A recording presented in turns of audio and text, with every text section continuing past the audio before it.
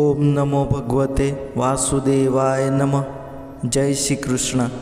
આજે આપણે કર્મોના ફળ વિશેની વાર્તા સાંભળીશું. સુભદ્રાએ ભાઈ ભગવાન શ્રી કૃષ્ણને પૂછ્યું, ભાઈ, શું બધાએ કર્મનું ફળ ભોગવવું પડે છે? હસતા હસતા ભગવાન શ્રી કૃષ્ણ કહે છે, હા બહેન, પરંતુ તમે આ વાત કેમ પૂછી રહ્યા છો? શ્રોતા મિત્રો, સુભદ્રાએ સ્વપ્નમાં પોતાના કુળનો વિનાશ જોયો હતો અને મહાભારતના યુદ્ધ સમયે આપણે બધાએ એ જ વિનાશ જોયો હતો. ભગવાન શ્રી કૃષ્ણ સુભદ્રાને કહે છે, જો આપણે સત્કર્મો કરીએ તો આપણને તેનું સારું ફળ મળે છે અને સાથે સાથે ખરાબ કર્મો કરીએ તો તેનું ફળ ખરાબ જ આવે છે.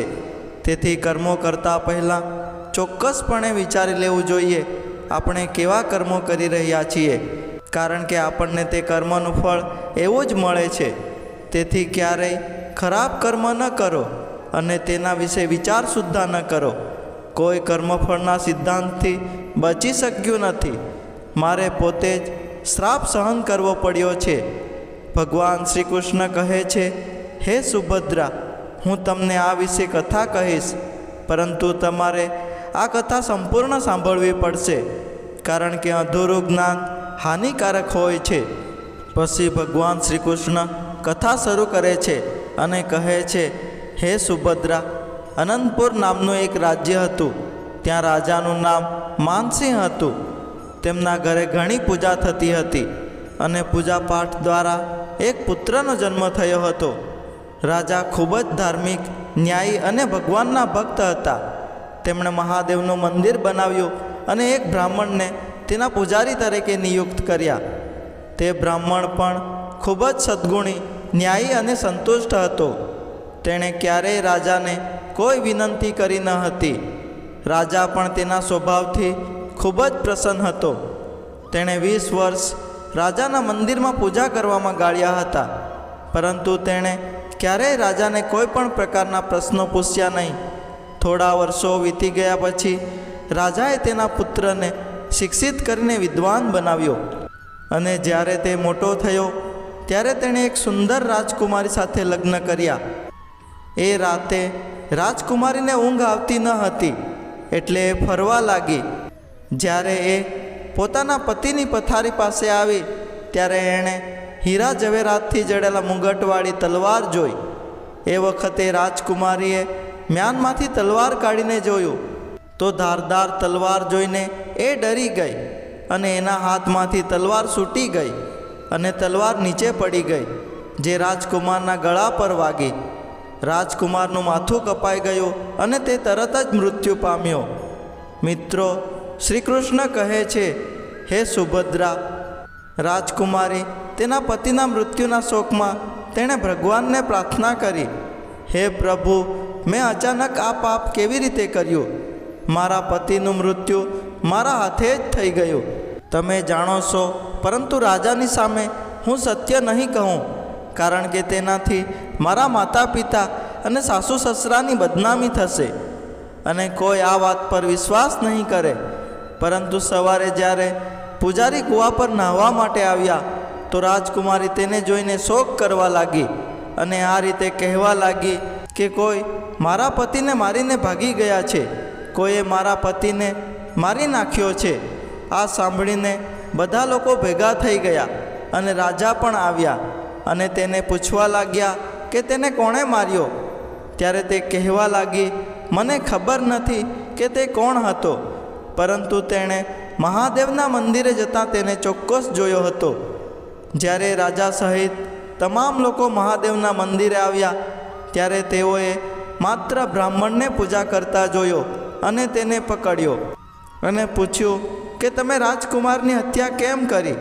ત્યારે બ્રાહ્મણે કહ્યું, મેં રાજકુમારને માર્યો નથી. મેં આજ સુધી તેનો મહેલ પણ જોયો નથી, જેનો ભગવાન સાક્ષી છે, અને જોયા વગર કોઈના પર અપરાધનો આરોપ લગાવવો યોગ્ય નથી. પરંતુ આવા અવસર પર કોઈ બ્રાહ્મણની વાત સાંભળતું ન હતું. મિત્રો, શ્રી કૃષ્ણ કહે છે, હે સુભદ્રા, તે રાજાના દિલમાં વારંવાર વિચાર આવતો હતો, આ બ્રાહ્મણ નિર્દોષ છે, પરંતુ લોકોના કહેવાથી રાજાએ બ્રાહ્મણને કહ્યું, હે બ્રાહ્મણ, હું તને મોતની સજા નથી આપતો, પણ જે હાથથી તે મારા દીકરાને તલવારથી મારી નાખ્યો છે તે હાથ કાપી નાખવાનો આદેશ આપું છું. આમ કહીને રાજાએ તેનો હાથ કાપી નાખ્યો. બ્રાહ્મણ આ આખી ઘટનાથી ખૂબ જ દુઃખી થયો અને રાજાને અન્યાયી ગુનેગાર માનીને તે દેશ છોડીને ચાલ્યો ગયો. તે પછી તેણે કોઈ વિદ્વાન જ્યોતિષીને શોધવાનું શરૂ કર્યું કે જેથી તેને કોઈ પણ ગુના વગર હાથ કાપવાનું કારણ પૂછી શકે. પછી કોઈએ તેને કહ્યું કે કાશીમાં એક વિદ્વાન જ્યોતિષી છે. પછી તે તેના ઘરે પહોંચ્યા. મિત્રો, શ્રી કૃષ્ણ કહે છે, હે સુભદ્રા, જ્યોતિષી ક્યાંક બહાર ગયા હતા.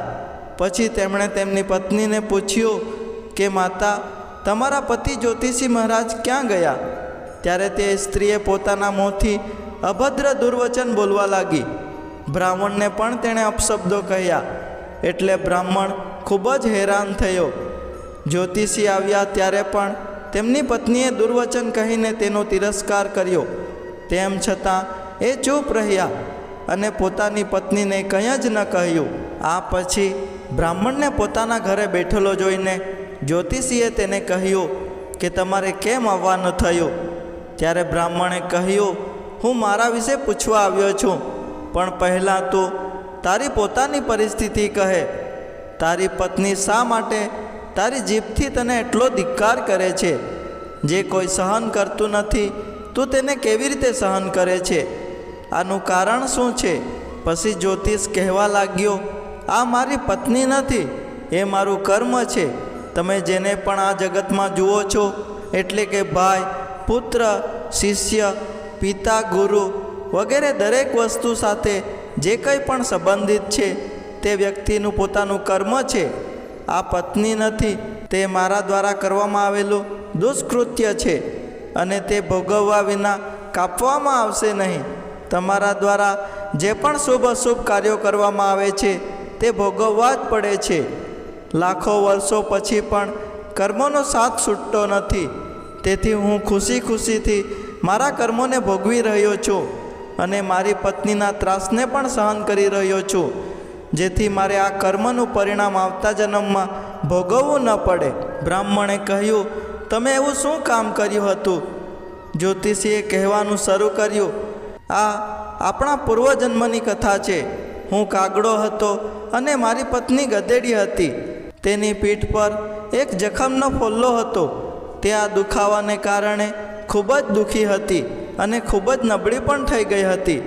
મારો સ્વભાવ ખૂબ જ દૃષ્ટ હતો, તેથી હું તેના ફોલ્લામાં ચાંચ કરીને તેને વધુ દયનીય બનાવતો હતો.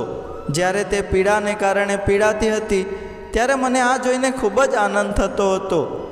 મારા ડરને કારણે તે અચાનક બહાર જતી રહેતી, પરંતુ હું તેની શોધમાં ભટકતો અને જ્યાં પણ તે મને મળતી હું તેને દુઃખી કરતો. મારા દ્વારા ખૂબ ત્રાસ આપ્યા પછી તે ગામથી ઘણા માઇલ દૂર જંગલમાં જતી રહી. ગંગાના કાંઠે એક ગાઢ જંગલ હતું. તે જંગલમાં રહેવા લાગી, લીલું ઘાસ ખાવા લાગી અને મારી ઈજાથી બચીને ખુશીથી જીવવા લાગી. પરંતુ હું તેના વગર રહી ન શક્યો. તેને શોધતી વખતે હું પણ એ જ જંગલમાં ગયો અને ત્યાં તેને જોઈને મેં તેની પીઠ પર મારવાનું શરૂ કરી દીધું. પછી અચાનક મારી ચાંચ તેની કરોડરજ્જુમાં ફસાઈ ગઈ. આના પર તેણે ઘણા પ્રયત્નો કર્યા, છતાં મારી ચાંચ નીકળી શકી નહીં અને ચાંચને કાઢવા માટે મેં પણ ઘણા પ્રયાસ કર્યા, પણ તે બહાર ન આવી. આ દુષ્ટ પાણીના દરથી મને છોડી દેશે એમ વિચારીને તે ગંગામાં પ્રવેશી, પરંતુ ત્યાં પણ હું મારી ચાંચને દૂર કરી શક્યો નહીં. આખરે તે ઊંડા પ્રવાહમાં પ્રવેશી. ગંગાના ખૂબ જ ઝડપી પ્રવાહને કારણે અમે બંને તેમાં તણાઈ ગયા અને વચ્ચે જ મરી ગયા. ગંગાના પ્રભાવથી તે બ્રાહ્મણી બની ગઈ અને હું ખૂબ જ કમનસીબ જ્યોતિષ બની ગયો. હવે તે મારી પત્ની બની ગઈ છે. હવે તે જીવનભર મને મોઢાથી ગાળો આપીને દુઃખી કરશે અને મારા પાછલા જન્મના કર્મોના પરિણામ રૂપે હું પણ તે સહન કરીશ અને હું એનો દોષ નહીં માનીશ, કારણ કે આ બધું મારા પોતાના કર્મનું પરિણામ છે. તેથી જ હું શાંત રહું છું. દર્શક મિત્રો, શ્રી કૃષ્ણ આગળ કહે છે, હે સુભદ્રા. પછી જોશીએ કહ્યું, હવે તમે તમારો પ્રશ્ન પૂછો. પછી તે બ્રાહ્મણે જ્યોતિષીને તેના બધા સમાચાર કહ્યા અને પૂછ્યું કે તે અન્યાયી પાપી રાજાએ મારા જેવા નિર્દોષનો હાથ કેમ કાપી નાખ્યો. જ્યોતિષીએ કહ્યું, રાજાએ તમારો હાથ નથી કાપ્યો, તમારા કર્મે તમારો હાથ કાપી નાખ્યો છે. પાછલા જન્મમાં તમે તપસ્વી હતા અને રાજકુમારી ગાય હતી અને રાજકુમાર એક પારધી હતા. જ્યારે પારધીએ તમને પૂછ્યું કે કોઈ ગાય અહીંથી ગઈ છે કે, પરંતુ તમે કડક પ્રતિજ્ઞા લીધી હતી કે તમે ક્યારેય જૂઠું બોલશો નહીં. પછી તમે તમારા હાથથી ગાય જ્યાં ગઈ હતી તે દિશા તરફ ઇશારો કર્યો. પછી પારધીએ તે ગાયને મારી નાખી અને તે ગંગાના કાંઠે તેની ચામડી કાઢી રહ્યો હતો. તે સમયે જંગલમાંથી એક વાઘ બહાર આવ્યો અને તેણે ગાય અને કસાય બંનેને ખાઈ ગયો. ત્યાર પછી ગાય અને કસાય બંનેના હાડકાં ગંગામાં વહી ગયા. દર્શક મિત્રો, શ્રી કૃષ્ણ કહે છે, હે સુભદ્રા, ગંગાજીની ભવ્યતાને કારણે કસાયને રાજકુમારનો જન્મ થયો અને ગાયને રાજકુમારીનો જન્મ થયો. અને પાછલા જન્મમાં કરેલું કર્મ બંનેને એક રાત માટે સાથે લઈ આવ્યું. કારણ કે પારધીએ ચાકોથી ગાયની હત્યા કરી હતી.